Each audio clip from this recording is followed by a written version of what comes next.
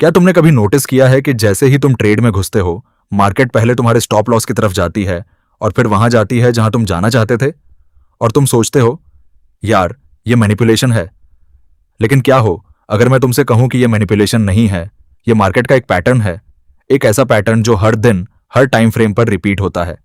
और जो ट्रेडर इस पैटर्न को समझ गया, उसके लिए मार्केट एक खुली किताब बन जाती है।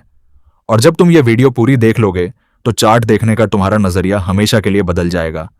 देखो, ज्यादातर ट्रेडर्स की प्रॉब्लम ये नहीं है कि उनके पास टूल्स नहीं है, प्रॉब्लम ये है कि वो गलत चीजें देख रहे हैं।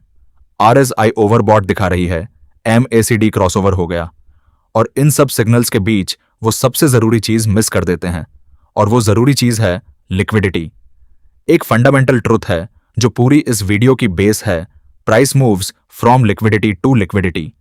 यानी मार्केट एक लिक्विडिटी पूल से दूसरे लिक्विडिटी पूल की तरफ मूव करती है, और जो ट्रेडर ये समझ गया वो हर मूव को एंटिसिपेट कर सकता है।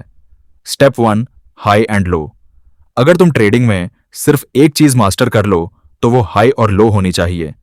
ऑन ऑर्डर ब्लॉक्स हों, फेयर वैल्यू गैप्स हों, ब्रेकर ब्लॉक्स हों, इनमें से कोई भी तब तक वैलिड नहीं है जब तक एक हाई या लो स्वीप नहीं हुई।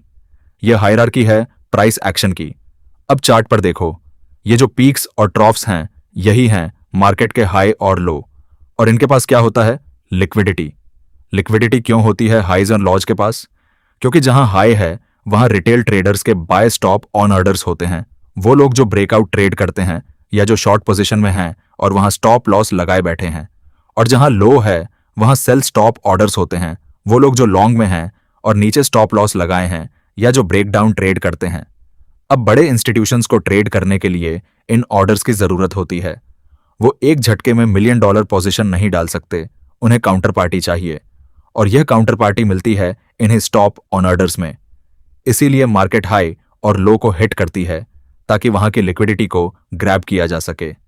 इसे हम कहते हैं स्टॉप रन या लिक्विडिटी स्वीप। तो अब से जब भी चार्ट पर एक हाई या लो दिखे, उसे बस एक प्राइस लेवल मत समझो, उसे एक लिक्विडिटी पूल समझो।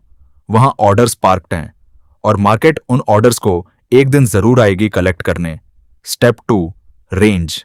देखो, मार्केट हमेशा एक रेंज में मूव करती है, कभी बड़ी रेंज कभी छोटी, लेकिन हमेशा एक हाई और एक लो के बीच। और जब तक मार्केट इस रेंज को ब्रेक नहीं करती या इसी के अंदर खेलती रहती है। चार्ट पर देखो, यह रहा एक स्ट्रक्चरल रेंज। यह हाई रेंज का टॉप है और यह लो रेंज का बॉटम है।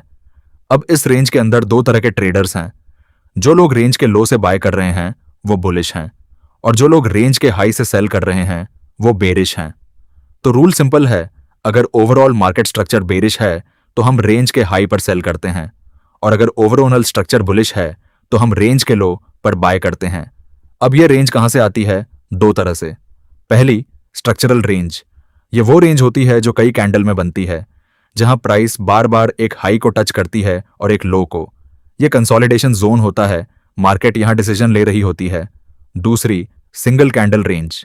एक बड़ी कैंडल का हाई और लो भी एक रेंज डिफाइन करती है, और यह भी इक्वली इंपॉर्टेंट होती है। इस चार्ट पर देखो, यह एक बड़ी बेरिश कैंडल है।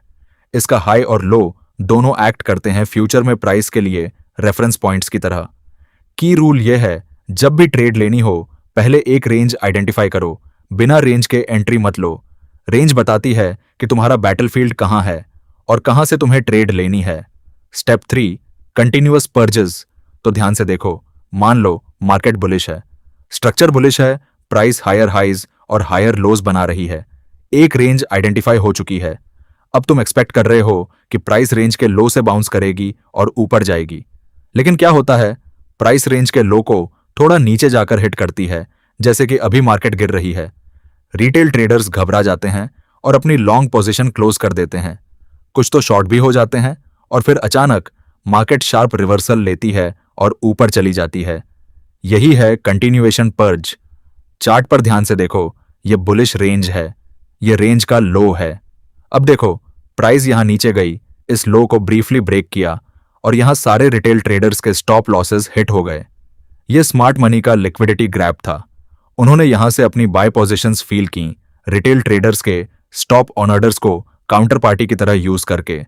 और फिर देखो क्या हुआ, प्राइस शार्प मूव अप। जो ट्रेडर्स घबरा गए थे वो मिस हो गए।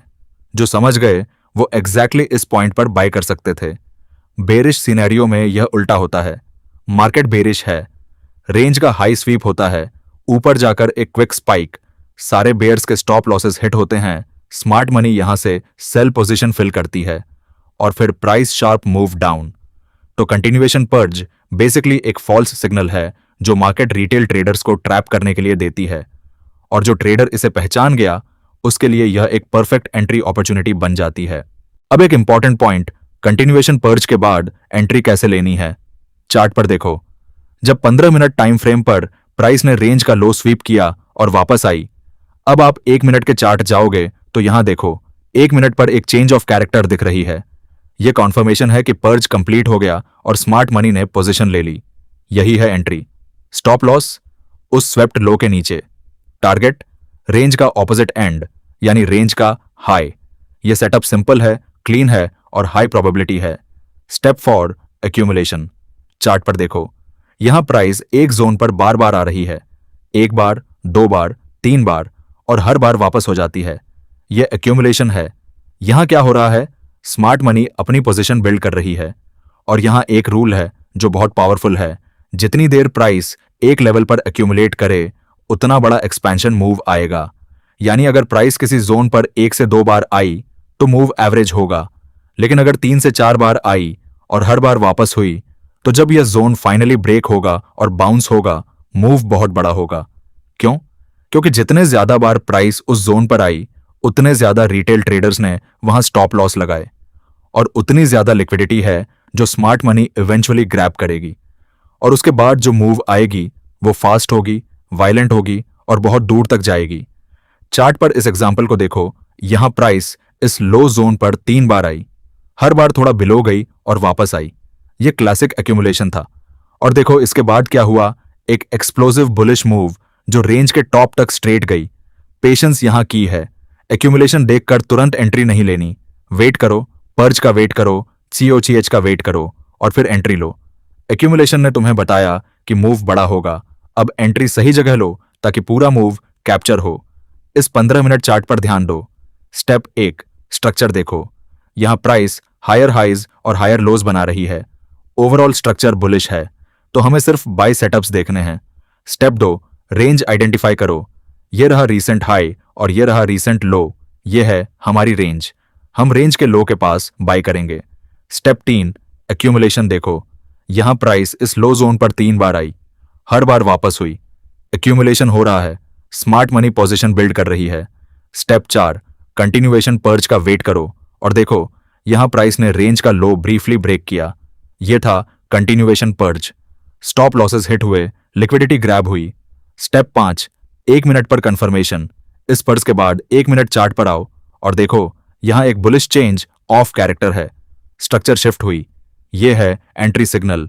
एंट्री यहां, स्टॉप लॉस उस स्वेप्ड लो के नीचे, टारगेट रेंज का हाई। और देखो क्या हुआ, प्राइस एग्जैक्टली रेंज के हाई तक गई। Clean move, high reward, low risk. यह है पूरी framework, structure, range, accumulation, continuation purge, conformation, entry. Market price को एक लिक्विडिटी पूल से दूसरे लिक्विडिटी पूल तक ले जाती है। हाइज और लोज सबसे जरूरी हैं, इन्हें मास्टर करो और बाकी सब ऑटोमेटिकली समझ आएगा।